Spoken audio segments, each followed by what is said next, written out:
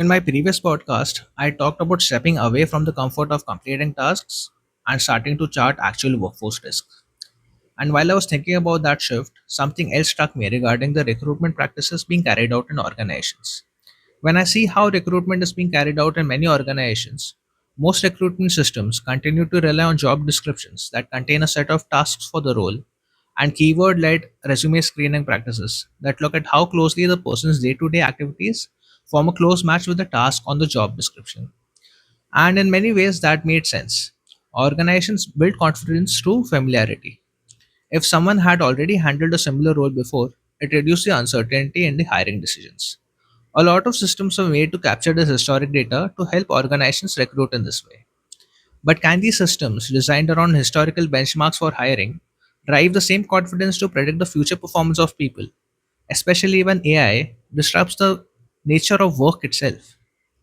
Because when once work starts changing due to AI, the assumption behind many traditional hiring structures also starts becoming unstable. Hence, the recruitment practice changes quite significantly, resulting in a change of workplace practices too. One such change is that earlier organizations often reduced risks by increasing more processes, adding more rules, which eventually resulted in the increased headcount to handle the operational coordination. But now systems themselves or AI itself is able to handle a large portion of the repetitive coordination and compliance work increasingly well. This gradually reduces the need for some traditional coordination layers. One such question that starts arising on the need for hiring a lot of HR itself starts arising, especially when the need for carrying out manual policy execution starts reducing. At first glance, this creates an impression that HR itself might not become that necessary. But that's not true if HR is viewed more than a policy executor and an exceptional handler. Because a large part of HR's future may actually come from designing and improving how people work together through systems. So, how can HR build systems that measure and deliver confidence in the work and systems instead of just execution and tracking people movement? They can do that by building systems that help in improved collaboration in the team, influencing workforce practices, and supporting workforce decisions of the leadership. This is a shift from using systems only for managing fixed processes that can provide storage to tracking to actually helping organizations support real time people related activity in the workforce. Another point to be noted is that people outcomes are not permanent, as there are continuous changes in the business, such as priorities shifting, teams evolving, managers getting transferred, and expectations changing from HR. Thus, the HR cannot rely on a fixed interpretation of what a good performance or good process looks like. HR has to keep reinterpreting what good enough performance and workforce quality means. This has to be done on a continuous basis instead of keeping it as a once in a year type activity. This type of work gets reflected in the systems themselves too, as they have to adapt to the changing circumstances. Systems thus need to be designed to handle these contextual changes while still maintaining the structure and reliability.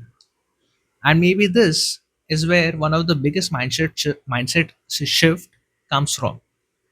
Traditionally, policies and systems were often treated as rigid execution structures designed primarily to enforce compliance. But with this new mindset shift, when a workforce creates friction or when a policy starts breaking down, they do not always respond by simply enforcing the rules harder. Instead, HR looks at these moments as signals. Signals that help them better understand how people are actually working together, where collaboration is weakening, and where operational friction is emerging from, and where actually the organization's goals itself is slowly changing underneath the processes. And this becomes even more important when work itself starts becoming more fluid. Because when AI is able to handle a large part of the operational execution, rigid role boundaries gradually become less stable over time, and people start contributing across functions more frequently. When there is active collaboration, workflows also evolve faster, and operational problems emerge continuously. And in that environment, confidence no longer comes only from rigid standardization, it increasingly comes from how effectively HR is able to remain aligned with the changes, which also changes how recruitment itself is being viewed. Organizations may increasingly look for HR who can navigate operational ambiguity, improve collaboration, and work across changing contexts, not just people who perfectly match a fixed historical template.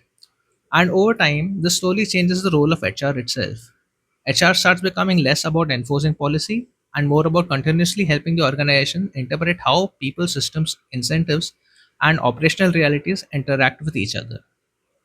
So, as you look at HR dashboards, it may be worth asking, are we only reporting completed activity, or are we actually measuring whether the organization is becoming healthier and more capable of adapting to change? Thank you for listening. We'll continue exploring further in the next podcast.